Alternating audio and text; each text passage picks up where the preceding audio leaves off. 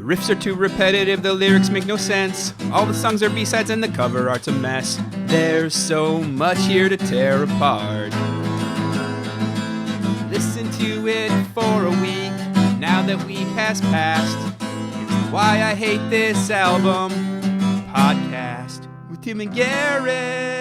Hello and welcome to another episode of Why I Hate This Album. I am one of your hosts, Garrett Harvey. With me, as always, co-host extraordinaire, goose to my maverick, Timothy Richardson. Tim, how you doing, buddy? I'm drunk. I'm pretty injured. I lost a lot of blood. It's been a bad week. God damn it. What? All right. Well, I meant how have you been enjoying the album, but let's get into your thing. Why are you drunk and bleeding? Oh, I've been trying to understand this quote-unquote artist better, the guy we're talking about this week. So I got drunk and injured myself. Is that what this has been all about? Because I got to say, frankly, this week has been more dangerous than usual, and we live in a world of constant danger with you, but you've refused to explain yourself. I'm very eager to learn the history this week, but we can't get there yet, Tim. Before we do, please explain to the listeners, and I know some of you, obviously viewers, but for those of you that are listeners, Tim, could you explain to them what artist, what song have you been listening to for an entire week that has inspired your pain? Well, we have been listening to Trace Daryl Adkins' Sexy 2005 song Honkytonk, Badonkadonk, suggested by Why I Hate This Album's very own Garrett Harvey. I have no idea where I pulled that from. I guess no one suggested this. So this is presumably a Garrett Harvey Memorial original. I wish we wouldn't say Garrett Harvey Memorial. Well, I mean, that's what's on the plaque. Sure, but I don't love the plaque. Oh, well,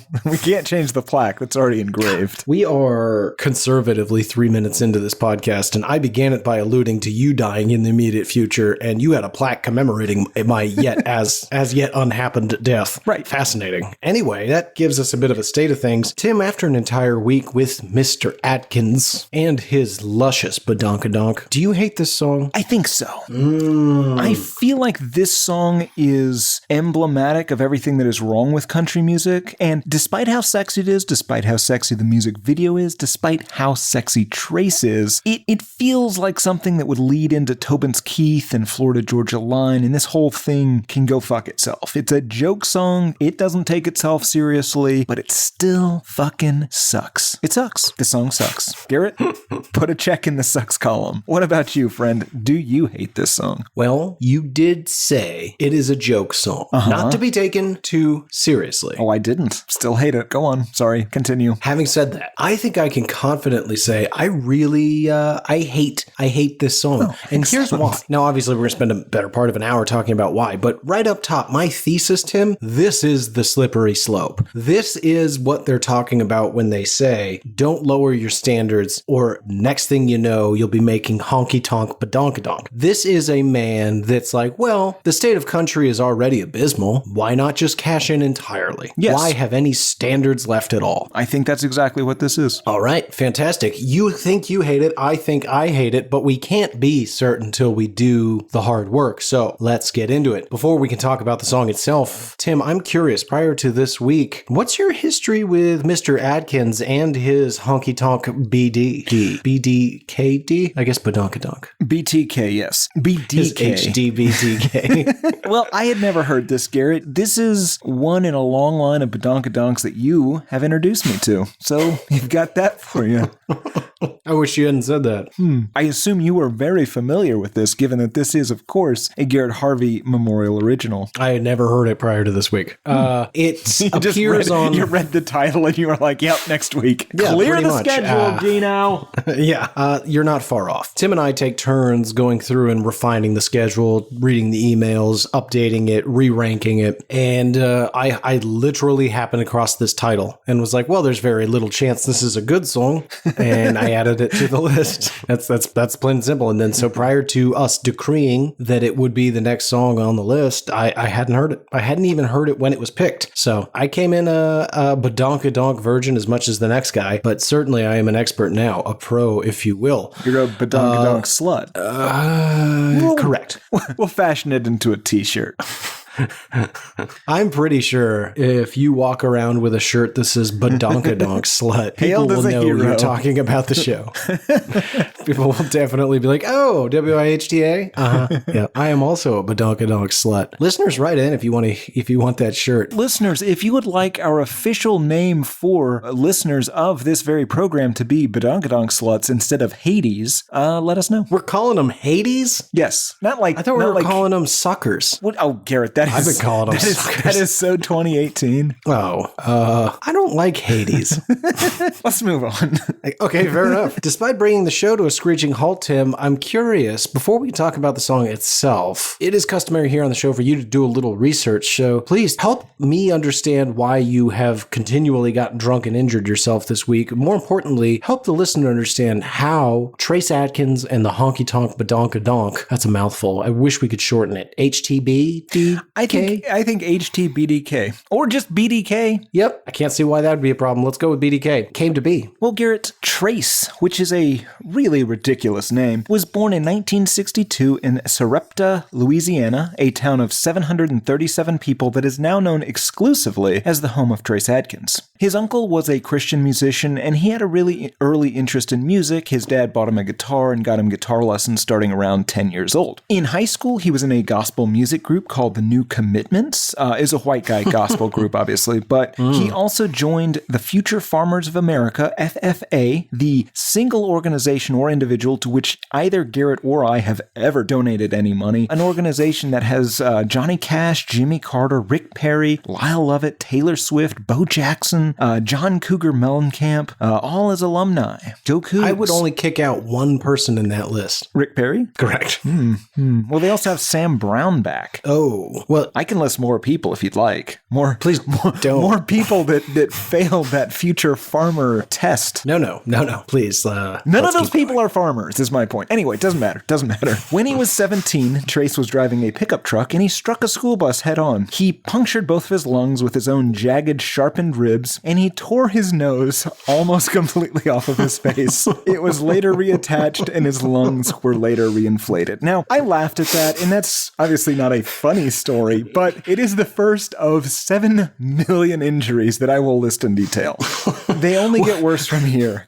So, hold on. School bus okay? I don't know. No one knows. There were no famous people, future famous people on that school bus. It was what, 18? 17. And just somehow drove head on into a school bus. Probably the school bus's fault. Blame the driver of that. Anyway, he then went on to Louisiana Tech after he got that nose put back on and those lungs reinflated. And as a 6'5" large, meaty man boy, he was a walk-on lineman on the football team. However, he severely injured his knee and never played a game. Now, this is the point at which he should have adopted a Howard Hughes-esque existence and just stopped horrifically injuring himself, just stayed inside, but this was not to be. He did not graduate from college. Instead, he moved on to work on an oil rig and played guitar in a band called Bayou. In 1982, he was in a bulldozer accident, and he got such deep lacerations on what the internet refers to as his hindquarters that he thought he was fixing to lose both legs. Oh my God. Yeah. In 1983, he was trying to fix a leak on this 400 barrel of oil thing as an oil man that he was, and it exploded, and his left leg completely crushed.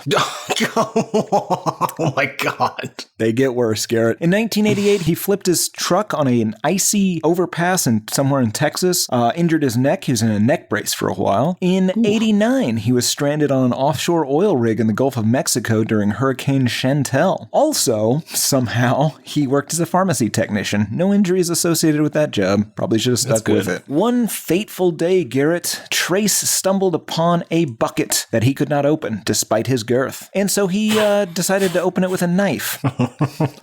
Been there. Yeah. Luckily, he made it to the hospital in time for doctors to reattach his entirely severed left pinky finger. And according to legend, he specifically asked the surgeon to attach it at an angle that would allow him to maybe play guitar again someday. It is unclear if he plays guitar now. Oh, God. He just completely cut it off. Yep. I mean, I guess it healed. He played around Honkytonk Badonkadonk bars around Arkansas, Louisiana, and Texas before he moved to Nashville in 1992 and eventually signed to Capitol Nashville. In Go ahead. Is it me, Tim, or does it seem like people in the past lived like way longer, grander lives? Like he worked in the oil rig, pharmacy technician, and then he's like, yeah, you know what, man, I think I'll just go be a country musician now. What? Sure, absolutely. Also, he got married and divorced in there and then remarried. So he's got a second wife. Of course he did. That's really important. It's important, Garrett, because in 1994, his second wife, Julie Curtis, shot him. Whoa. I don't know what angle it was. I assume she shot him from the side because the bullet went through both lungs and his heart. What? Yeah, they actually brought in all of his friends and family to say goodbye to him because they assumed he was going to die. He didn't, and he chose not to press charges, and he stayed with her for 3 more years before getting divorced. Okay, I don't want to make any wild claims, but there's something missing from this story. Oh, I'll tell you exactly what it was.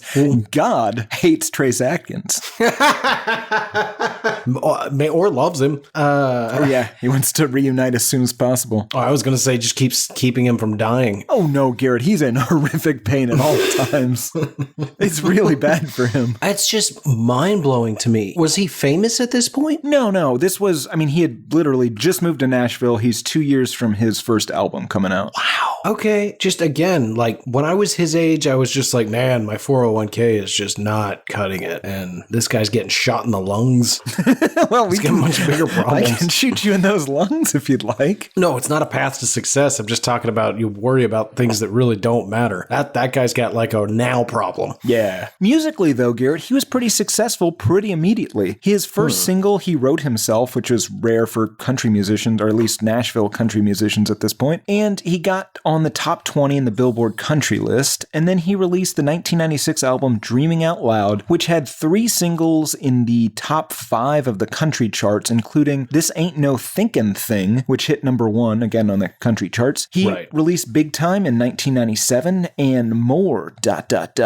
in 1999. Just immediately successful. Yep. In 2001, he was involved in an unspecified tractor accident and had to quit touring for a bit. He then released his 4th album, Chrome, and he had to go to rehab for horrific alcohol addiction, allegedly, possibly. Some sort of alcohol. He had to go to rehab. That feels like the missing piece of all of those stories. Oh, sure. Yeah, no, he's a crazy drunk. Allegedly. Kill shot. Sure. I wasn't there. I don't know. I've never seen the man take a drink of alcohol. As far as I'm concerned, he's a teetotaler. Oh, he's not. Not even after rehab. We'll get to it.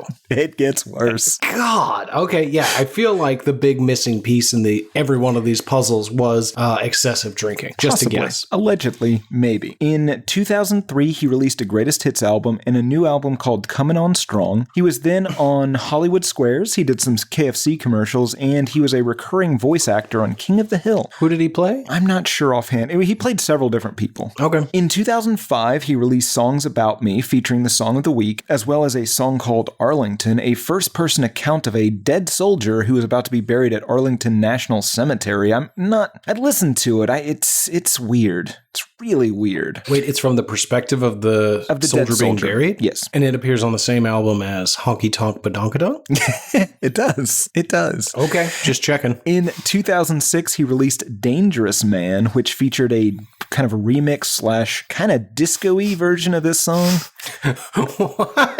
It's the one from the music video. It's the one with the dancier version. Yeah. I picture him just like, I'm a dangerous man. No, really. I'm a dangerous man. Yeah, Stand near me. Watch what happens. Do not. No, everyone else is fine. Like this guy, I don't think he's been hit by lightning, but he probably has been hit by lightning like while he was passed out from one of his other injuries. I saw a guy the other day, a video, I should be clear, not live. I saw a video of a guy the other day caught on security footage walking down an alleyway, get struck by lightning, lay there for a second, get up, be like, oh my God, I was just struck by lightning. That was really, oh God, I've been struck by lightning again. He didn't get up. Excellent. Yeah, no, he's dead now. In 2007, he released a book called A Personal Stand, Observations and Opinions from a Free-Thinking Roughneck. In 2008, he released his 8th studio album, X, because I guess it was his 10th overall album, maybe. I don't know. He was then on Celebrity Apprentice, but lost to Piers Morgan. In 2009, he recorded a duet with Blake Shelton called Hillbilly Bone, presumably about rural teens or whatever. Probably not. Probably, though. And was on Extreme Makeover Home Edition. I don't know what that last thing is, but I hope he got a makeover at home. Yes. In 2010, he released Cowboys Back in Town, and then I believe unrelated to him, but his tour bus did crash into a pickup truck, killing both pickup truck occupants. Jesus. He played at WWE events, and then he tried to fuck Baylor Lady Bears head coach Kim Mulkey by dedicating a song to her, saying repeatedly publicly that he had a crush on her. And then her sister got in touch with him, and he went and did the national anthem at, I don't know, like a 2011 game, maybe? I don't know. He tried to woo her. By all accounts, it didn't work. In 2011, his house burned down. In 2013, he released Love Will, ... and a Christmas album, The King's Gift. He also won All-Star Celebrity Apprentice that year. In 2014, Garrett, he went on a cruise. A cruise, I guess it was like a country cruise. Maybe it's just a solo Trace Adkins cruise. Anyway, he went on a cruise. On this cruise, in addition to Trace Adkins performing, there was a Trace Adkins impersonator who was singing like karaoke or possibly had like a little comedy Trace Adkins set. I don't know what it was, but Trace was drunk and Trace fought this man. Trace... Yeah, that's a weird way to tell that story. Trace Adkins but a great way. Fought a man who was pretending to be Trace Adkins in front of people on a cruise ship, which, depending on how good that impersonator was, that would have been a hell of a thing for a Trace fan to see. Yeah. And then he obviously went back to rehab after that. They dropped him off in Jamaica and told him to go get some help because, But I think that might be... How'd the tour go, Trace? Oh, not great. Yeah, I punched myself in the face and got kicked off in Jamaica. Yeah, but myself got to stay, which is bullshit, right? That guy's a loser. Anyway, so he went back to rehab. I think that's my favorite fact from this whole history, which includes a man's nose being torn from his face. He and his third wife filed for divorce in, I think, 2015, but then they decided not to get divorced, but then they did get divorced in 2016. Also, 2016, he performed at the Donald Trump RNC nomination party thing, whatever. Great. 2019, he got married to a fourth time to Canadian actress Victoria Pratt. He has... You're going to say he got married to a fourth grader. No. I was just like, what? Well, he's had a lot of brain Jeff Foxworthy damage. Show. Welcome back to Can You Marry a Fourth Grader? State by state, friend. He has continued to release albums. Something's Going On was released in 2017. The Way I Want to Go, which is an ominously titled album for this man, was released in 2021. He has... Track 1, Blender. Track 2, Off a Cliff. Right. Track 3, Double Guns. What? What is this album? I'd listen. He has continued to be in TV shows and movies. He was in a film called Old Henry in 2021. He was in a show called Monarch in 2022. And, that's pretty much the story of Trace Adkins. He is somehow improbably still alive. I'm sure he's going to make headlines in the next few weeks after, getting his foot caught in a wood chipper or getting his eyes gouged out by an angry badger or possibly his current wife or, as you mentioned, getting struck by lightning twice in an alley. I'm a little concerned that he will die between when we recorded this and when it gets released. And if he's alive when you hear this, when you are listening to this, Trace Adkins is immortal. He cannot be killed. There is no way to kill him. Not by conventional weapons. No, he tried to kill himself on that cruise ship, and it ended in a draw. I love that. Love this. Great history, Tim. Before we get into the song, let's hear a little bit. Load it up, Gino. You can't blame her for what her mama gave her. It ain't right to hate Trash. her for- Also, Garrett, before we get into the song, let's hear some of Apologetics' parody version, Humpty Dumpty Country Club. No. Yep, that's a thing. No. Pride makes everybody crazy. You think you're feeling tough. Take the devil as your lesson if it looks like you're hot stuff. At that Humpty Dunk. It's not their best stuff, I'll be honest. It's not. I didn't follow most of that, to be honest. It seemed like they were meshing Grimm's fairy tales with the Bible. In the Bible, they're not fairy tales. I believe those stories are in fact in the Bible. I don't think Humpty Dumpty's in the Bible. The Eggman? Correct. Eggman of Galatians? Galatians. It can't be Galatians. Oh, I don't know. That's a shoe. Shut up. Oh, the book of Galatians. Galatians? Yeah. Okay, great stuff. Cannot believe that was actually a cover song. Really grasping at straws on that one. So, Tim, let's talk about this bad boy. Okay, let's get it out of the way. This is sort of like it's not quite a novelty song. I think it's a novelty song. I think that accurately describes it. Well, here's why I say it's not quite one. One, because he does multiple versions of it. That sort of implies that the original was a little more serious and like, here's the silly one, guys. Maybe not, but I guess you can't judge a novelty song by its success, but I suspect this did all right. Yeah, I suspect it did as well. Yeah, no, I think that obviously this was a single off the album. I believe that song about Arlington National Cemetery and the dead guy is also on this. For some reason. Wasn't the next single. I don't know. But Coming up after that hot Trace Adkins single, Honkytonk Badonkadonk, his new one, folks, As They Lay Me Down to Rest. Yes. Oh boy. Yeah, but so as you alluded to, there is a more reasonable country-ish version of this song. And then there's the one that is the music video version that, I mean, it's like there's beats, Sure. it slows down, it really, like, the remix is egregious. I completely disagree. I think that the remix is at least acknowledging what it is. And it's just like, here you go. Here's a dance song. The first version of this is so painfully slow. It is at the pace of Boot Scoot and Boogie, but it's a grown man saying honky tonk badonkadonk. You know how many syllables that is? Yeah, we're still counting the syllables. We don't even know. It's so long.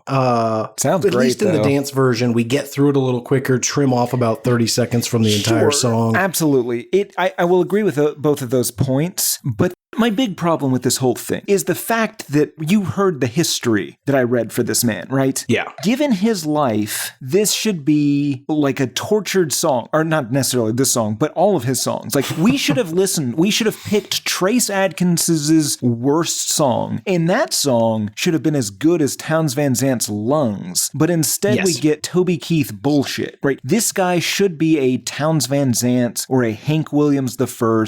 You know, he should be writing songs that sound like and have the subject matter of hurt, but we get Honkytonk Badonkadonk. How did he? Yeah, I mean, granted, he did not write this, but he did sing it, and that's. I mean, I assume nobody brings him this song and he's like, cool, this is going to be great. It's got to be an accountant sitting there with like a spreadsheet being like, you could make this much money. Oh, so you think they just moneyballed the whole thing and are just like, so. if you do we gotta balance out this album where you sing about some guy that's died and is on his way to Arlington National Cemetery with a little honky-tonk badonkadonk. Yeah, what do you think would even this death out better than some badonkadonk? Yeah, that's fair. Or BDK, as you say. Yes. May I read to you the origin, how this came to be? Because it is a doozy of a tale. Oh, sure. The song or his involvement or both. The song. Jamie Johnson, who co-wrote the song with Dallas Davidson and Randy Houser. That's right. It took 3 people. Said the idea for the honky-tonk badonkadonk came when the 3 of them were watching a single young woman dance at a club. He says, we were drinking at the Wild Horse Saloon one night. We were watching this girl dance on the dance floor. She was kind of a healthy girl. Looked like somebody had shoved a refrigerator in her pants. We were drinking, but she was drunk. She was done. She was bouncing into people and running folks over and causing a ruckus. We thought it was funny, but Randy looked out there and saw that butt of hers and said, badonkadonk. Right after that, he said, honky-tonk badonkadonk. Me and Dallas were just so proud to have another word that rhymed with honky-tonk, we didn't know what to do. We wrote that song in about an hour and spent 30 of that that laughing. Yeah, that sounds right. And then the next morning you sober up and you go, oh no, we can't give this to anybody. I worry for this refrigerator-ass girl, though. Like, she's in danger. Yeah, it does read like they hunted her. Yeah, it's very upsetting. We were drinking, but she was drunk, if you know what I mean. She was done. She had a refrigerator in her pants, if you know what I mean. I don't. I have not known what you've meant for the last 10 minutes. Right, we assaulted the her, police. if you know what I mean. I do. We waited behind a dumpster, if you know what I mean. Jesus Christ. I think I do. Please stop. Oh my God. It's spoken in this voice of just like, you guys are going to think this is hilarious this time. Oh dear. Yeah. Jesus Christ. This isn't a fun novelty song. Yeah.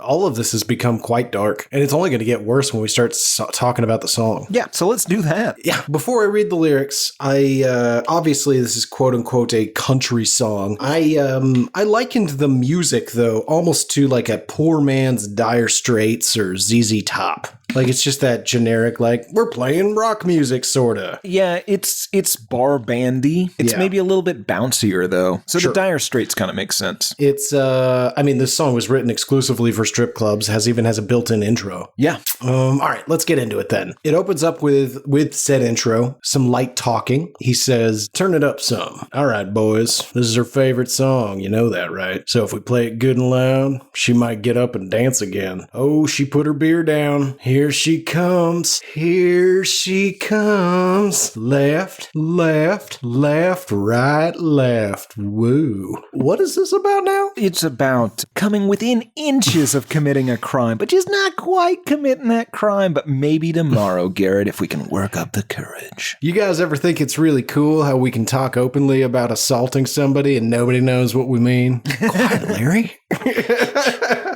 We know. We know, by the way. I think that maybe, Tim, they might be setting the table for this is some sort of test, if you will. They play this song, see who gets up and starts dancing, sort of as a way to pick out who the groupies might be. Maybe not the groupies, but the targets. Yeah, I get it. Well, yes. Jesus. I mean, but yeah, that's what you're suggesting. You remember that... Nobody said there couldn't be consent. Well, I mean, there might be, but Garrett... we were drinking, but she was drunk. She was done. She was bouncing into people and running folks over and causing a ruckus. We thought it was funny. Randy, he looked out there and saw that butt of hers and he said, Badonkadonk. Right after that, he said, Honkytonk, Badonkadonk. God damn. Me and Dallas were just so proud. Yeah. Well, Garrett, at the very least, they're up to no good. Somewhere between targets and dates. Yeah, they want to see who comes out there. Hustler shooting 8-ball, throwing darts at the wall. Feeling damn near 10 feet tall. Here she comes, Lord help us all. Old TW's girlfriend done slapped him out of his chair. Poor old boy, it ain't his fault. It's so hard not to stare. All right. They're feeling some like fellas gods. Hanging out, doing man stuff. Well, right. But it's see, this is the thing. They're talking to other men about things that men talk about, or whatever that is. Locker room talk, I believe it was called for a while. Anyway, Garrett, you're right. They're doing man stuff, and it is empowering them. They are, because there's a group of them together. They feel very confident. Right. They can do whatever they want, Garrett. I shouldn't know who TW is, right? TW's girlfriend slapped him out of his chair. Poor old boy, it ain't his fault. Yeah. Well, hard not to stare. Yeah, I assume it's one of his groupies. You see, he's a very tall man, Garrett, and sometimes tall men who are very confident attract hangers on. Well, sure, he's got his entourage. I mean, we know they're all hanging out doing man stuff. And as we've stated in previous episodes, Tim, any group of guys, 3 or more, instantly assholes. Doesn't matter. Tim and I, when we joined a third, now we're that group. We can't help it. It's just what we do. That's why we don't have guests on the show. That's exactly right. Right. Okay. So they're hanging out. Sexy lady walks in and they just all stare at her. TW's girlfriend, bitch, isn't very understanding, but he couldn't help himself. Right. So she's angry because he's staring. She's mad. Yeah. Because look, an attractive woman came into the room. Everybody's going to stop what they're doing and visually remove every article of clothing from her body with their eyes. Well, not just an attractive woman, Garrett. Some sort of refrigerator bottomed hottie. I mean, okay. That's their words, not mine. True. Song continues, at the honky-tonk, Badonkadonk. Keep in perfect rhythm, make you want to swing along. Got it going on, like Donkey Kong. Let me stop you right there. What does that mean? Which part? The Donkey Kong bit. Well, one of two things here. Either she has an ass as big as Donkey Kong's, or this guy is sexually aroused by monkeys. Could be either, I agree. Here's my problem.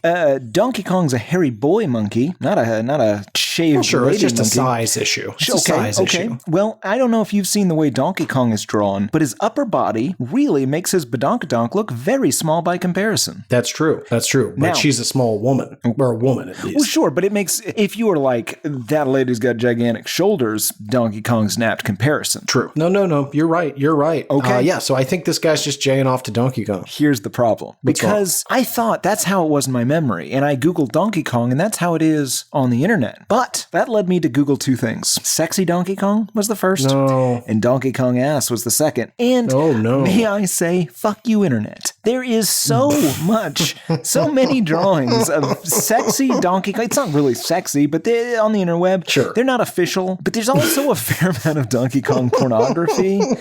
And long story short, I have ordered us mouse pads that What? are sexy Donkey Kong ass. Why? I thought it would be a good reminder of this show. It is. But, like, who is this for? I think it's for a small, probably no more than 10% of the adult population, and that's the amount that would be interested. It's probably 1 to 2% of the adult population that would be interested and has sought this out online. But there are people, Garrett, that are super into cartoon characters. I found one that was a sexy comparison between Donkey Kong and who's the big giant lizard guy in Mario? Koopa. Yeah, it was sexy Donkey Kong and sexy What do you mean Koopa. comparison? Well, they were both standing facing away, looking back over their shoulders, and they both had refrigerator-sized badonkadonks, Garrett. It was gross. He can't possibly be arousing. It's just a cartoon of a butt. Garrett, people are aroused by this. I'm Are not. there genitals? I'm not. Garrett, don't make me do a third Google search. I don't want to do a third Google search. Come on now. Well, burn another profile, Gino. You shredding and burning those emails left and right. Yeah. Anyway, got it going on like Donkey Kong and ooh wee, shut my mouth, slap your grandma. There ought to be a law. Get the sheriff on the phone. Lord have mercy. How'd she even get them britches on? That honky-tonk. Badonkadonk. Now, I'm not sure about laws, but I have met women, rarely, but probably at least twice in my life, that were so attractive, made me uncomfortable to be in the room with them. But I probably wouldn't slap any grandmas. Probably not, no. Song continues. Now, honey, you can't blame her for what her mama gave her. It ain't right to hate her for working that moneymaker. And right there's like a cat call on the guitar. They do like a Yeah, they do. Now, they say you can't hate her for working what her mama gave her. But, Tim, I will say, if everybody's there and they're line dancing and they're enjoying themselves, and then this woman comes out with her badonkadonk and starts, provocatively dancing in the middle of everybody, I think then you can blame her a little bit, ruining everybody's good time at the club there. because of the okay. Well, yeah, she's getting in the mix. Like, I have definitely seen people that are just like, hey, check out my sweet moves, but they're really just sloppy drunk messes, and you're just like, you're ruining this for everybody. Yeah, that's stop it. That's not nice. Yeah. Song continues and it gets sinister in this next line. Yeah. Band shuts down at 2, but we're hanging out till 3. We hate to see her go, but we love to watch her leave. That's the thing. She's not gonna leave because okay. Well, let me ask it this way. And hanging out is code for... Exactly. Because band shuts down at 2 because bars close at 2. So they're just hanging out in the parking lot waiting for... Well, no, probably in the green room. They still got to close out all the registers and everything. I don't think the protagonist of this song is in the band. Okay, so that's a great question. I've really wrestled with this, but I think you're right. It's just the beginning of it makes it sound like they're on stage and they're like, hey, maybe if we play this song, they'll come dance. No, in the bridge, he says, we don't care about the drinking, barely listen to the band. I think No, you're right. You're right. Okay. I like I said, I agree. I think you're Okay. right. Anyway. I just think it's poorly written in that it begins like it sounds like the people in the band are like, hey, let's play this song. Maybe she'll come dance again. Fair enough. They might be like playing it on the jukebox or something, though. Also although true. there's apparently a live band, so that can't be it either. Anyway, Who knows? ooh, there's a fun game. You find a bar that really hasn't got their electrical system figured out all that well, and you just throw on some jukebox during a live band set. Everyone hates you. Anyway, Probably piss you off. so the band stops playing. It's 2:00. Bar's not serving beer anymore. Bar's shutting down. Garrett, They're hanging out, Tim. they're waiting for this lady to come into the parking lot, Well, I think this is probably why I figured it was a groupie situation. but they're not in the band. Oh, God, you're right. I keep forgetting that. yeah. That really is fucking with me. Tossing her Maybe in the they back of own a the pickup bar? truck. You know, maybe that's customary where they come from. Oh, I'm sure it is. Garrett, this guy doesn't have long to live at this point. It doesn't matter what he does. I'm trying feverishly to inject consent into this scenario. Oh, sure. It's not going At great. the very least, though, they're hanging out in the parking lot to, like, yell mean things at her as she drunkenly drives home. Yes. Ooh, good point. Yeah, she might quickly fade from the honky-tonk Badonkadonk princess that they believe her to be now into, some stupid bitch if she doesn't have any interest in their catcallings and surprises from behind the dumpster. Dumpster surprises are the worst surprises. This song is way darker than you'd expect. Sure. You want to come dance at my house, sweetie? No. That wasn't really a question. Yikes. Okay, song continues. We get the chorus again, which I won't read, followed by the post-chorus, which is, oh, that's what I'm talking about right there, honey. What? I don't know. Okay. I'm upset. Yep. It's upsetting. I don't know what it means. It is hard not to picture somebody swiftly walking to their car as they struggle to get their keys out post-haste. Yeah, maybe using the keys between the knuckles to scratch some Trace Adkins eyes out. Because That is a good tip. Now, Tim, I really don't want to pass over the fact that there is that line. We hate to see her go, but we love to watch her leave. Last I heard that line, you were there. It was, I believe Sean Archer says it when he's secretly Castor Troy. Oh, yeah. Sexy. Watch your Sexy face off. movie. Yeah, watch your face off, people. Anyway, song continues. We don't care about the drinking. Barely listen to the band. Our hands, they start to shaking when she gets the urge to dance. Driving everybody crazy. You think you fell in love. Boys, you better keep your distance. You can look, but you can't touch. Our hands, they start to shaking when she gets the urge to dance. I think what he's saying is he gets that adrenaline. Like, you know how you do something poorly when you're rock climbing and you fall, you get that little adrenaline rush in your hands. It's like that because you know they're gonna grab her. There's no, there's no real like. I mean, it's just what's gonna happen, right? Like that's how this ends. It's how it If you're always listening ends. right now and a woman begins dancing anywhere you are and your body begins to shake with anticipation, you need to go see somebody. That's not normal. None of this is normal. I don't want to give the impression that I approve of the honky-tonk badonkadonk behavior. It's not cool. It really isn't. God, I really thought this was going to be just like a fun club anthem with some dumb lyrics, but it really does sound like three gentlemen quietly observing a woman, waiting till everybody clears out for the evening, and then waiting for her for an hour. God, what if she's I mean, this could easily be a strip club, Tim. Well, sure, and that also kind of makes sense because you have you can look but you can't touch. That's definitely a strip club rule. And waiting outside the club for an hour for a dancer to leave. That sounds like predatory behavior. Yeah, that's got to be terrifying to have that job. Yeah, there's a lot of having bouncers walk you to your car. Hi, I'm lonely and desperate and misconstrue human interactions. Yes. Oh, fuck.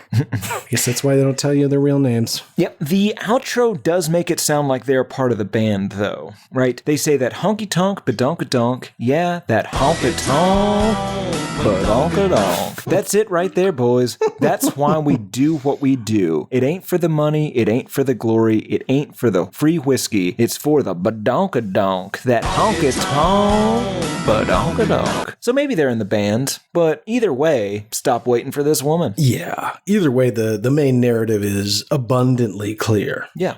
You've danced seductively before me, and therefore I must have you. Troubling. I want to get a Coors out of that fridge, if you know what I mean. Okay, I really don't know what you mean now. That was said, like, I believe you have heard somebody say that to a woman before. There's no way you made that up on the spot. Hey, baby, let me get a beer out of that fridge. What?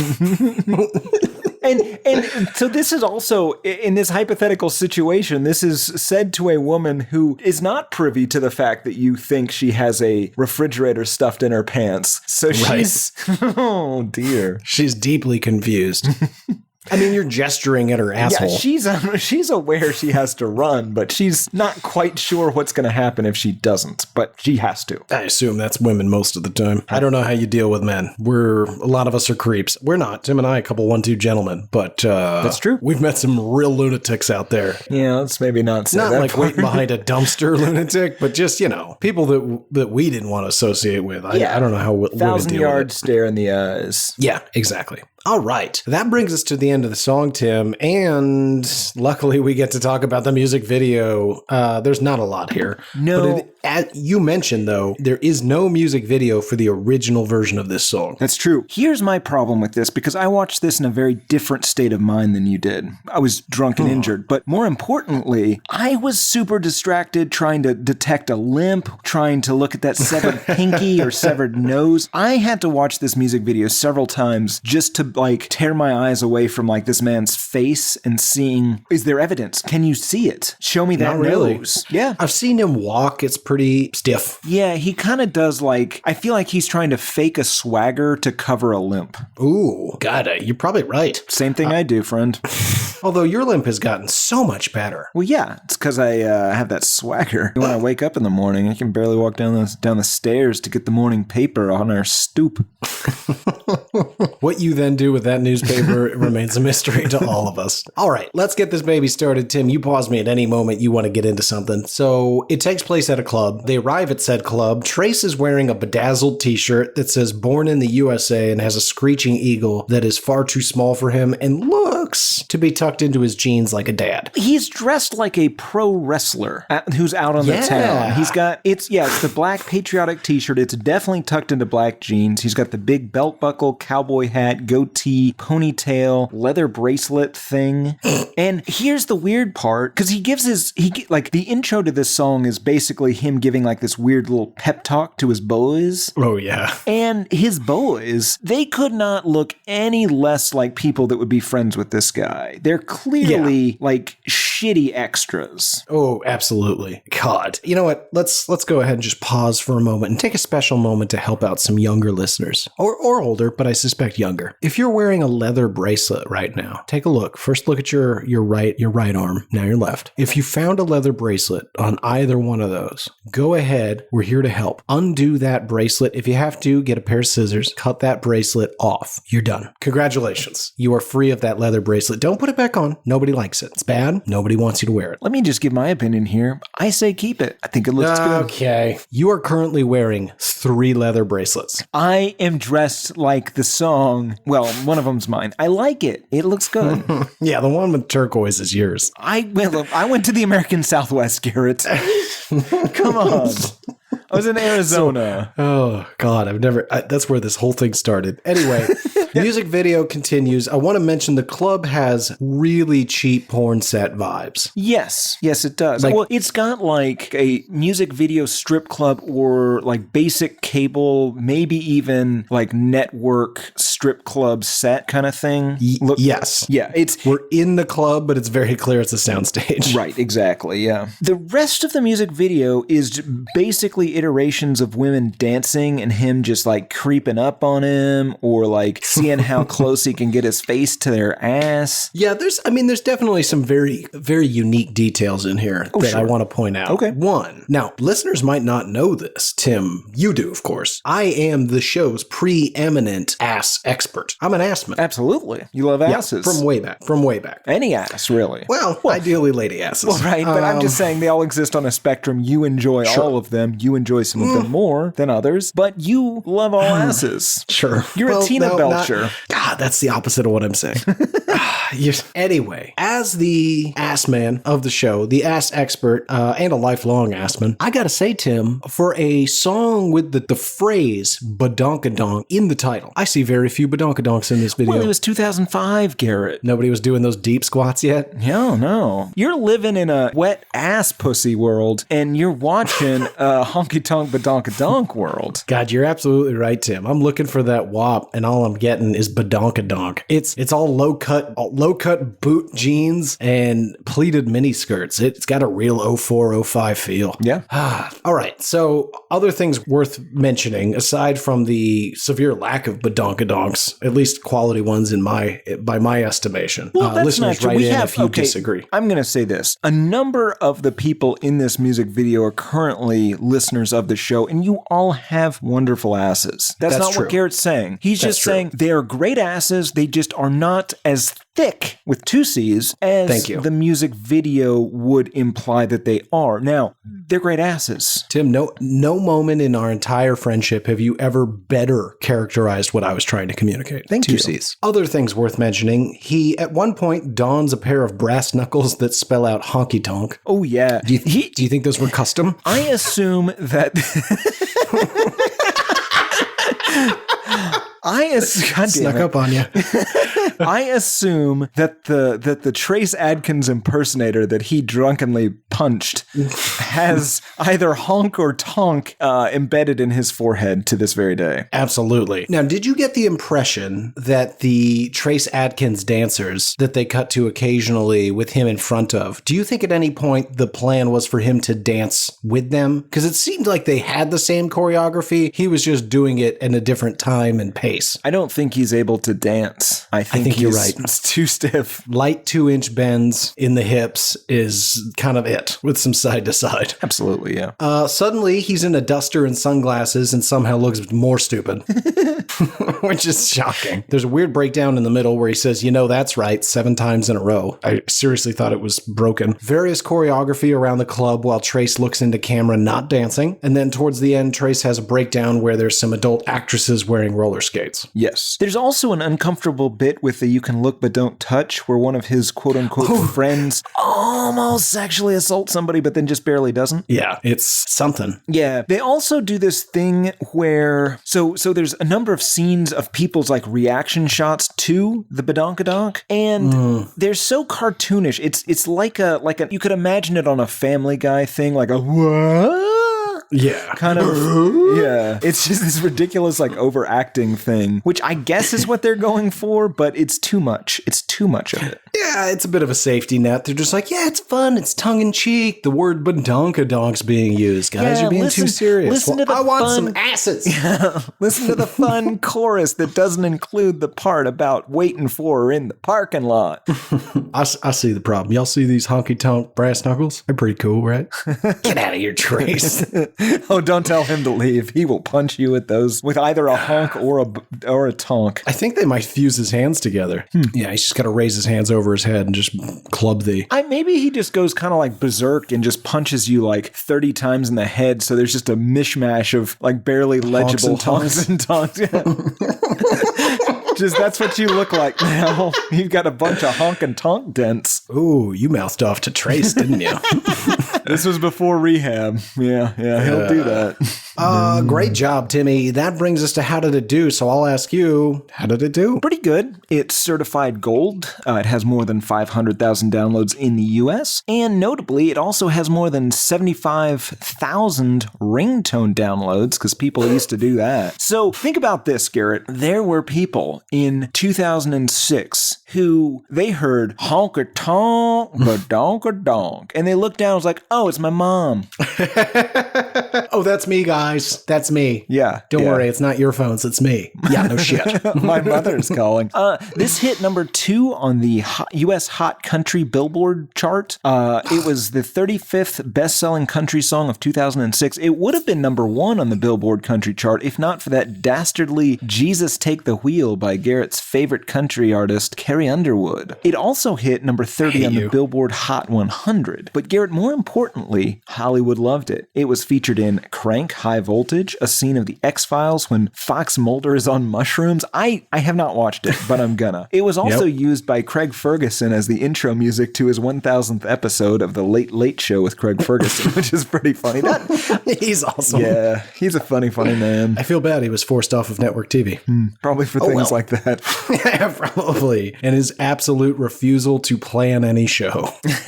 We'll figure it out when we get out there. He did. That's how it did. Shockingly well. What did people think of it? Well, strangely, there's no Robert Christgau review of Honkytonk Badonkadonk, but I do have a bunch of YouTube comments. Itzer, 2 years ago, in a comment that I believe you will agree with, said, "The evolution of asses since this song was released is really something to be amazed by." You know what? 100%. I actually agree with that guy. Cindy Starling, 1 year ago, said, "Definitely freaking love this song. Really makes me rock my wheelchair or bed." I hate you. You're a bad man. No, but just think about somebody dancing in a wheelchair to this song. That's adorable. Cindy, you're adorable. We're going to cut all of this. Cindy, no, we're cutting none of this. Cindy, never change. Dane Moore, 2 years ago, said, "I stayed up until 3 a.m. just so I could be sure my parents were asleep, just so I could listen to this." What? He's jerking off to, Donkey Kong and King Koopa pornography. It's gross. It sounds like he's jerking off to this song. Could be. Dude, that's so sad. Yeah. Staying up till 3 a.m. so his parents don't hear him listen. Unless his parents just have great taste in music. And he just comes in, "Not in my house." That's fair. Yeah, in which case your father's right. Janice L. Wright 1 year ago wrote, "I've had one all my life. I'm 60 years old, but still got it going on." Gross. We got a reply from All My D McNutt. The original comment 1 year ago, this is from 2 days ago, simply wrote, "That is gross."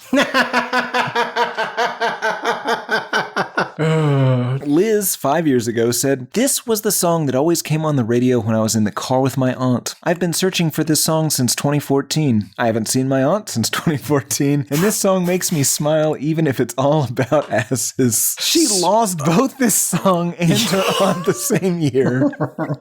I hope the same day. Oh. Aunt Karen, can you hold the C dingle for me? Yes, I don't see why not. Oh my God, they're gone. One more here. This is Scott Woodham. This is 9 months ago, and YouTube would like me to know that this has been edited. So let me know what you think the edited part is. "This is my favorite song. I still love this guy. He is so awesome. Me and my black wife loves this song." Yeah. Oh, I'm going to start saying that, though. What? For the "Do you hate this?" Me and my black wife love this song. You don't have a black wife. Oh, I don't think Scott Woodham does either. That is also true. We were making fun of him for the things he did. Oh, yes. God damn it. Great reviews, Tim. Who's this for? This is for the drunk. Yeah, well put. God, you know how lucky we are that we got out of college without having to hear this? How did that happen? I was in college. Right. No, I understand that. I was also in college. What I'm saying is that we got out of college without having to hear this. You may be. We did the history part. You didn't say I heard it in college. Oh, yeah, fair enough. You can't lie after you've already told me the truth. Fair enough. I mean, you can, but it's very obvious and super insulting.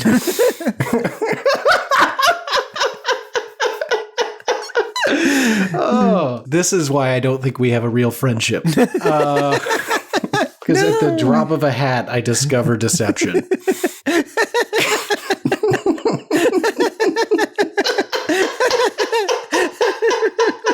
Oh, that's a good one. That might be the one for together. today. Garrett Harvey. At the drop of a hat, I discovered deception in conversation. That brings us to final thoughts. Tim, is there anything you want to say about this song that we didn't say? No. Then I'll ask it. Do you hate this song? Yeah, I do. It's not fun. It's, especially with all the remixes, I feel like it ushered in a trend of the worst possible country music. And just for that, I hate it, but also I hate the song itself. What about you, friend? I assume you didn't reverse get there somehow this week. No, I hate it. Yeah, it's fun to say, though. I like to go, honky-tonk, badonkadonk. I think that means you like the song. No. I hate the song. I just like saying that to you. Or to anyone. Yeah, or I said I that do too. at Whataburger earlier today. I don't know what they gave me. Yeah, they gave me a number 2, but apparently that you can just order a Badonkadonk and you get a double cheeseburger. Yep. Okay. All right. Great work. We got to the bottom of it. You hate it. I hate it. Not nearly enough badonkadonks for a song that has it in the title. Casually flirting with sexual assault and by and large just kind of lazy. Yep. That brings us to listener mail. Tim, would you like to go first or would you like me to? Well, Garrett, I have 4 emails and a YouTube comment from the same person, so I think I should probably go first and you can... What the absolute fuck? I think you or this person is abusing the system. Absolutely. We'll see which one. Absolutely. Well, these are all from Witch Flowers, and I have replied to this person now. However, I want to be clear that I had written nothing back. These are all things that we got without me responding. Excellent. Email number 1. I have been quietly listening for some years now, but now break my silence in service of your ongoing data collection. I am a bona fide female. I have been told repeatedly to write in regarding that fact several times now. Unfortunately, that is all I have to offer, as I am a kissless, hugless virgin, and I have not yet had the chance to call anyone mommy or daddy yet. Despite being 18, I listen almost exclusively to early 80s British synth pop, goth rock, and obscure northern soul, so your show is about 79% of my contact with other types of music, so thanks. Also, I cannot drive and do not intend to learn. I do not care what anyone says. I don't like Radiohead, and I think they are shit. Go for it. Email number 2. Now, this is all in caps, so picture this yelling. Very bold of you boys to assume at the very beginning of Prepisode number 61 you could tell me anything I didn't know about the Vapors. I will have you know that I own hundreds of British, mostly teen-oriented but not all, music magazines ranging approximately from the years 1978 to 1986. Your combined entire brains in relation to New Wave and its related genres would fit inside of my brain. I have spent thousands of dollars on Royal Air shipping for these texts. I don't even like the Vapors. Anyway, since you enjoyed that little piece of 80s Japanophilia, my first ever recommendation for the one and only podcast I actively listen to, thank you, and have enjoyed since before the first Prepisode, I want you boys to discuss the album Adolescent Sex by Japan, a British new wave band that predated the Vapors. I don't know if you've heard about them, but they were absolutely huge in, shocker, Japan, specifically with the under 18-year-old female population. Rivers could never even dream of what these boys achieved. The album itself, apart from being called Adolescent Sex, features a phenomenal cover of the Barbra Streisand song Don't Rain on My Parade and a song called Wish You Were Black. The cover art is also hideous. Please, thank you, it's a good one, trust me. You may take into account that I listen to the full intros and outros every single time, and yes, I am a woman. Thanks, Witch Flowers. Email number 3.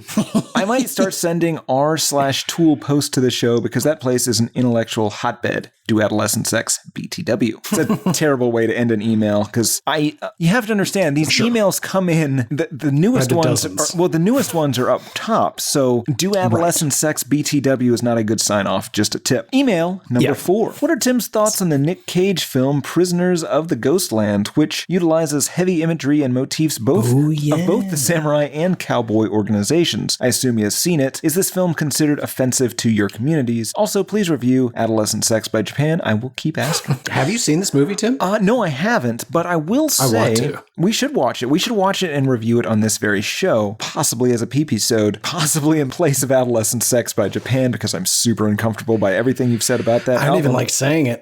I certainly don't like hearing it come out of your mouth. I will say, if there was one person who could bring together samurai and cowboy, it would be Nick Cage. So I don't really know what to make of it. I'll give it a watch and let you know. Yeah, he has the rugged masculinity, but reserved grace and balance necessary to walk between both worlds. Yeah. I believe he also, for a brief period in the late 1980s, brought peace between Bloods and Crips, so he may be the man to do it. It was only a 4-block radius. Sure. But they did have a picnic. Absolutely. Final Witch Flowers bit here. It's a YouTube comment from the Tool 10,000 Days episode. The sons of angels are called Nephilim boys, and yes, the Bible explicitly says that angels and humans banged. Keep up. With the Bible? I think so. I will not. I will. Fair enough. You've called me on it. I will do some reading. Thank you for the series of emails and YouTube comments. Witch Flowers, they were delightful. Yeah, those were great. The band's name is Japan? Japan, yeah. They just went for it.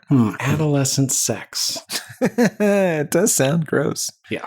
Makes me uncomfortable. Anyway, Garrett, what 4 emails and a YouTube comment do you have? Actually, technically I do have 2, but I'm just going to read the one. Read them both. I didn't write the other one down. Oh. The email I'm going to read, Tim, is from Laura. Laura titled her email, I need a new car inspection place.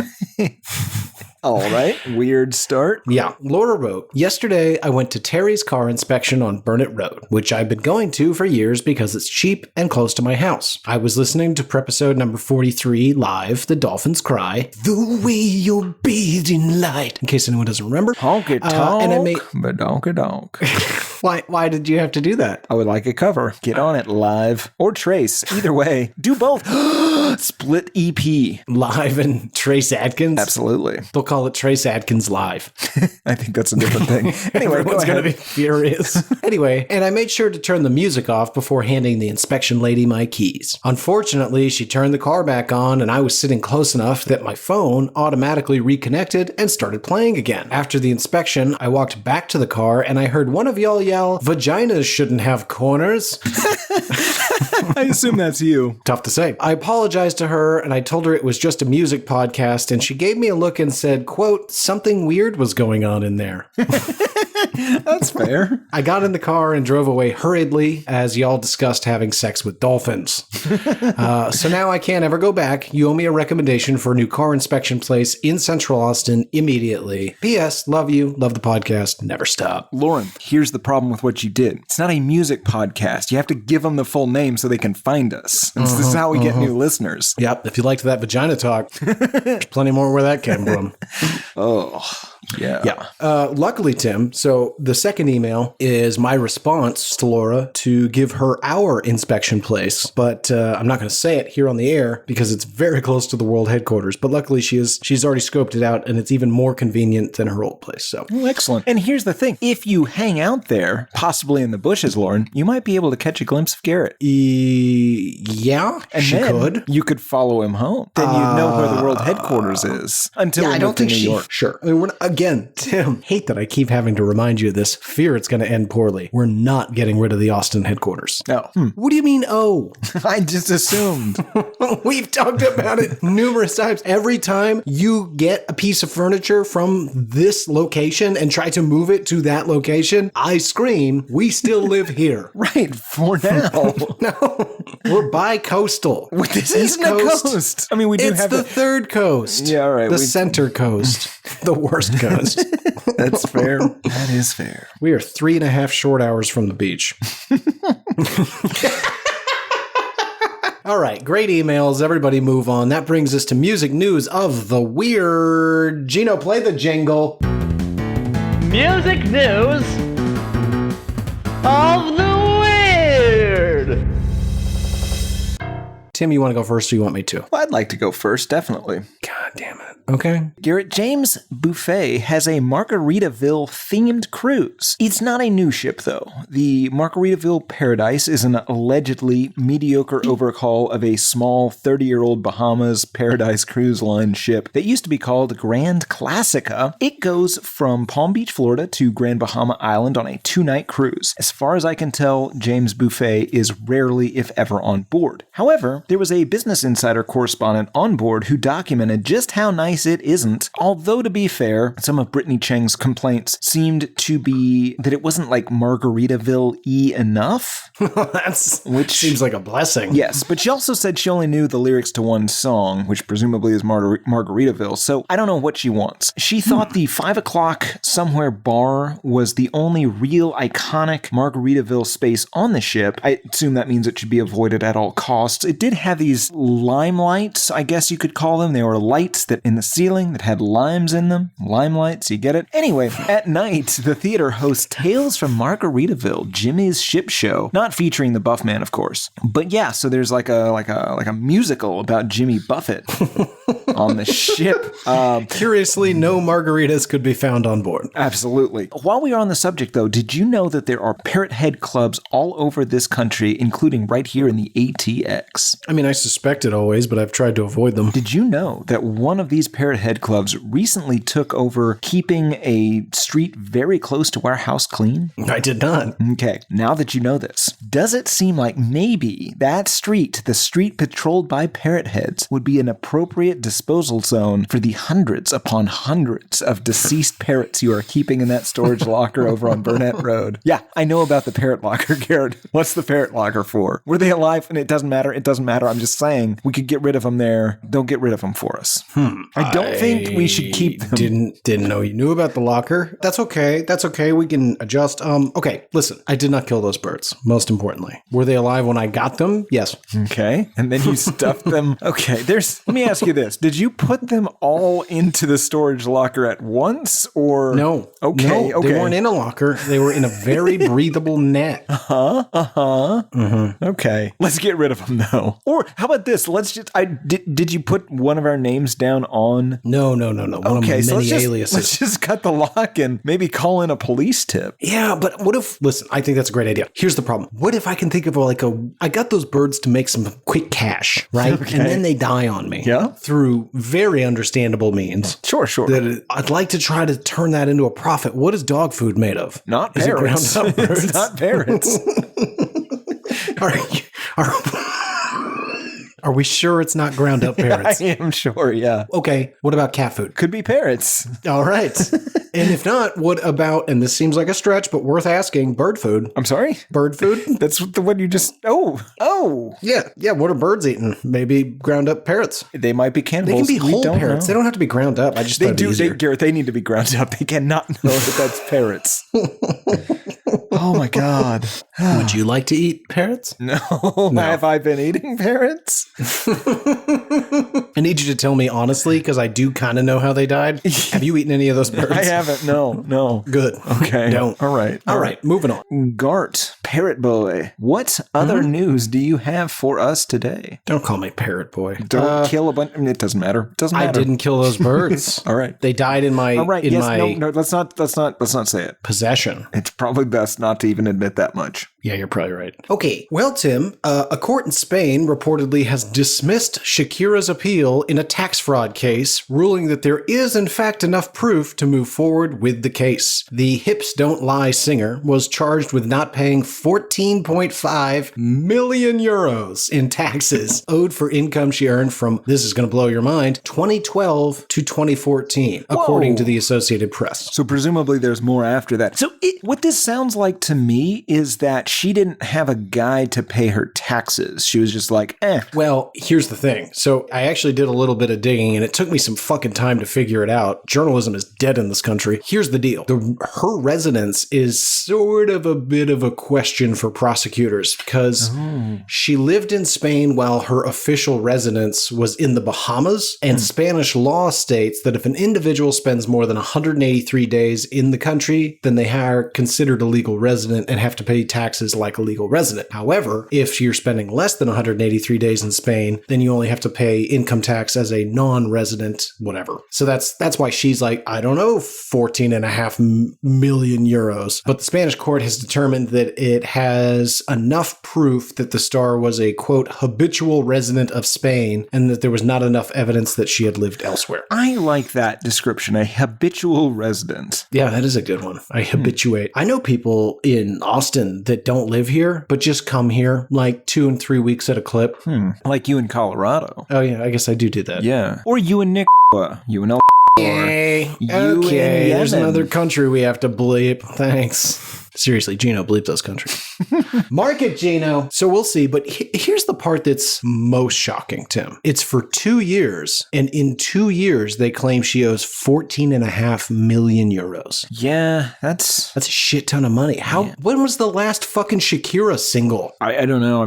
I could not tell you what she sings. I know 3 Shakira songs. List them. Whenever, Wherever. That doesn't. Hips Don't Lie. That's a song. Fuck off. Hips Don't Lie, I think is a song. And the third one's in Spanish, so I don't know its name. Okay. Well, I cannot argue with any of those, so I will give it to you. Fantastic. Tim, any other news about Spanish tax law? Nope. I have news about science. Ooh, music science? Sorta. In science news this week, a study called Effect of Genre and Amplitude of Music During Laparoscopic Surgery by Kui Yang and colleagues and published in Langbeck's Archives of Surgery demonstrated the positive effects of both soft rock, which is apparently the Beatles' Hey Jude and Let It Be, and hard rock, AC/DC's Highway to Hell and TNT, on novice laparoscopic surgeons. According to their results, soft rock at medium volume improved overall accuracy, peg transferring, which is a practice surgical technique, and suturing, but this effect was lost at high volume. Now, hard rock at medium volume also improved accuracy and precision, cutting, and at high volume increased speed, although I don't necessarily know if that's a good thing. Now, the study, I know what you're going to ask. The study made absolutely no mention of the effect of your habit of blaring Tito Puente while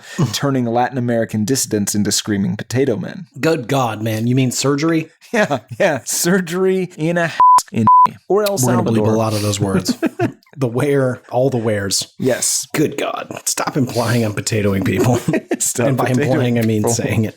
Jesus Christ. I don't even remember what your story was about. It was about science and how hard and soft rock can maybe improve right. surgery. Laparoscopic But surgery. lost at scale. Garrett, what other science news do you have? Or Latin American news? Mine is betting news. This will take some explanation, or at least it did for me. Recently, friend of the show, Nicki Minaj, took to Twitter to announce, quote, "I am so proud and excited to be the new @MaximBet USA investor, advisor, and first global ambassador and creative director of Maxim." Thoughts? Maxim Magazine? Well, that's what I wondered, because she's talking about something that's called Maxim Bet, and so I was like, "What the fuck's Maxim Bet?" So it's a betting platform, sports betting platform, because apparently you can just legally gamble in America now. I don't really know exactly how that happened. I think it's like the Spain thing where you can just be like, yeah, no, I'm gambling through Nevada. I'm not in Nevada, but fuck it. I mean, again, I don't give a shit. Have at it, but it's just like, I thought that was a law we had once. Anyway, so no. Yes, it's part of Maxim Magazine, but since nobody wants Maxim Magazine, they instead can make bets through Maxim Bet. Minaj announced her new duties Tuesday, saying the position includes investing, advising, and overall making sports betting lit within the culture.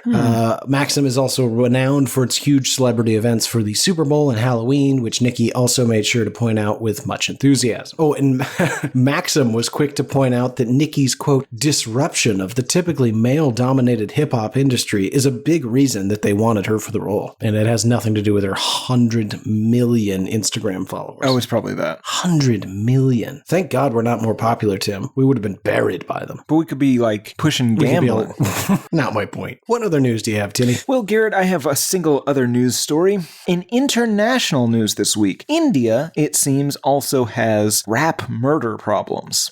Oh, yeah. Did you know about this? Shubhadeep Singh Sidhu, kindly going by Moosewala, was fatally shot while driving his car on Sunday, March 29th, 2022 in northern India, a single day after his security was withdrawn by the government. Punjab state police believe it to be the result of inter-gang rivalry, although a number of his supporters seem to think that's nonsense. Still, he did have that government-provided security in the first place, and was murdered the instant it was taken away, like we all expected for 6699, so maybe. But for those of you unfamiliar with Moosewala, he was a very popular rappist and folk singer who had some popularity in the UK and Canada, and he would frequently give his songs English titles, even though they were mostly sung, but not entirely sung in Punjabi. And they got him in trouble a bit before. 2 years ago, police charged him for promoting gun culture in his songs, although he was not convicted. His songs, though, are kind of adorable. In one diss track called Jat de Mukabla, he taunted one of his rivals, saying, "Don't flutter so high, you birds, for if I want, I can buy the sky." Gorgeous stuff. Take note, SoundCloud. Anywho, his last single was released this month, titled The Last Ride, kind of ironically, and featured a photo from Tupac's murder scene, kind of ironically. Sort of Weird. like him calling a shot like some sort of cricket playing Babe Ruth, because they like cricket in India. See. Right. Okay. I followed that somehow. Yeah, that really sucks. Yeah, I believe he unsuccessfully ran for parliament or potentially some Punjab region government thing, but seemed like a good guy. Yeah, certainly didn't deserve to be gunned down in the streets. Yeah. Anyway, Garrett, what other gun news do you have? No, let's see if we can end on at least a less downer note. My final story tonight, Tim, is about Boston Celtics star Jaylen Brown. He has signed with the exclusive Donda Sports, the marketing agency formed by Mr. Kanye West, currently being referred to as Ye by people that are not on this show. Did you know this was a thing? No. Also, that would be like you saying, Yes. This is Bethesda, Maryland, Harvey Sports. Right, that's definitely my mom's name. Yes, exactly. odd. But it's also, yes, it's been reported that the firm was drawn to Brown as a client, quote, because of his intelligence, social activism, and charitable work, as well as his success on the court, end quote. Entering the 2021-22 NBA season, Brown had built quite the reputation for himself. The 25-year-old made his first All-Star team in 2020, and emerged as a key piece for the Celtics. And off the court, he has been quite the outspoken advocate for social issues. He also, Tim, is God-fearing. Oh, good. Yeah, that's important for some reason. So I gotta hand it to Kanye. As crazy as that dude is, and believe me, he could use some help. He has unlocked the hey, I'm talented, I know how to work hard, and I now have a shit ton of money. I can turn that into a shit ton of money. And that's what he's doing. Oh, good. I mean, I can appreciate that. For a very long time, it was a very select few number of people that ever got to the point where they're like, no, I can change the course of my whole family's history going forward. He could have just been a rapper. And then he got into the fashion thing, which honestly I think is what he always wanted to do. And now he has a marketing firm. Right. Someone needs to stop him. Well, here's the big thing, though, is we know other people, sometimes they even become president, that have started several other businesses, and every one of them failed. This guy keeps winning. He's doing something right. He's going to attract some sort of James Bond character. Why do you say that? I think at some point it's going to become clear that he's the villain, and some sort of off-the-books guy is going to come after him. Oh, I see. Yeah, eventually he's going to become so erratic and powerful that they're going to have to stop him from hollowing out the inside of a volcano. Yeah, I assume he already has. He's probably just hasn't figured out a way how to squirt lava with accuracy. Right, lava gun. Yeah. Or, sharks with lasers on their heads. Yeah. Okay. Tim, that brings us to the best part of the show, the end. No, the part where we announce what album we're going to be torturing ourselves with for an entire week. So you did the heavy lifting. You worked out the equations, balanced it, the long division's done. Tell us, Tim, what album will we be listening to for an entire week straight? Well, this is actually really exciting. It's not every Prepisode that one gets to announce the final episode. But here we are, Garrett. Wait, what? Next week, we will be doing Bush's Razorblade Suitcase. It's not the final episode. The ultimate LaFace. No, again, it's not the final episode. What gave you that impression? You said if we ever did Razorblade Suitcase, you'd never do another episode. Oh, I say things all the time. Yeah, I'm going to hold you to this one, though. No way. I'm going to hold you hard. What? No, I want to take that back. Made me uncomfortable. Anyway, Tim, let's just erase everything you just said for the last minute and a half, minus Razorblade Suitcase, unfortunately. Last and I'm going to episode. ask you, it's not. You know it isn't. You just spent a considerable amount of your monthly allowance building out a new studio in the new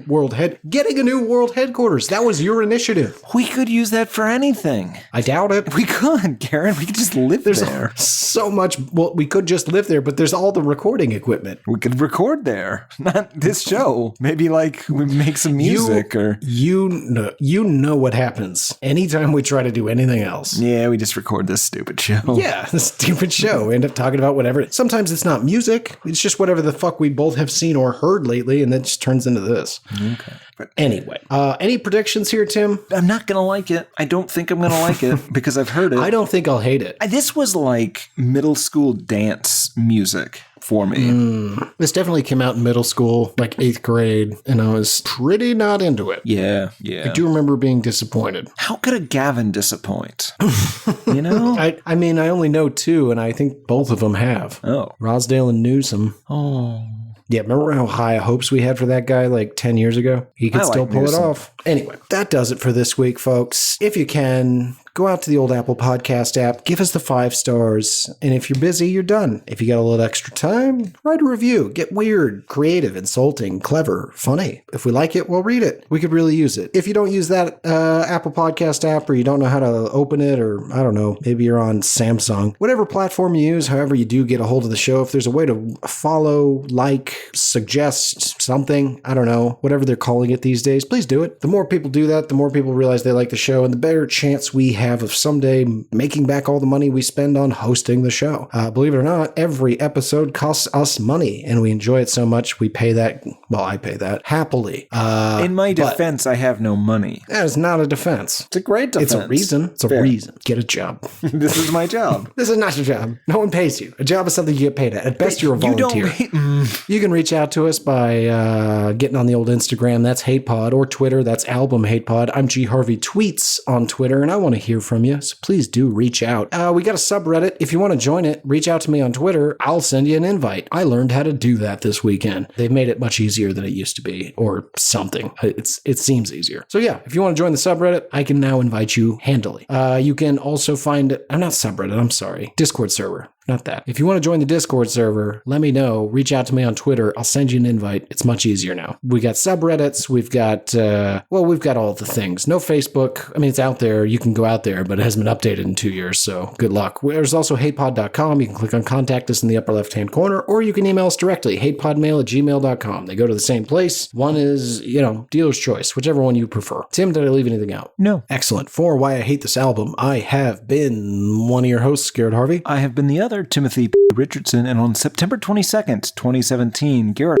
Harvey said, I think Jesus gave John McCain cancer to save America. Oh, God. That was my reaction as well. Anyway, America's not saved. I don't know what he meant by that at the time. I do, and it might have been at least briefly. La Fez.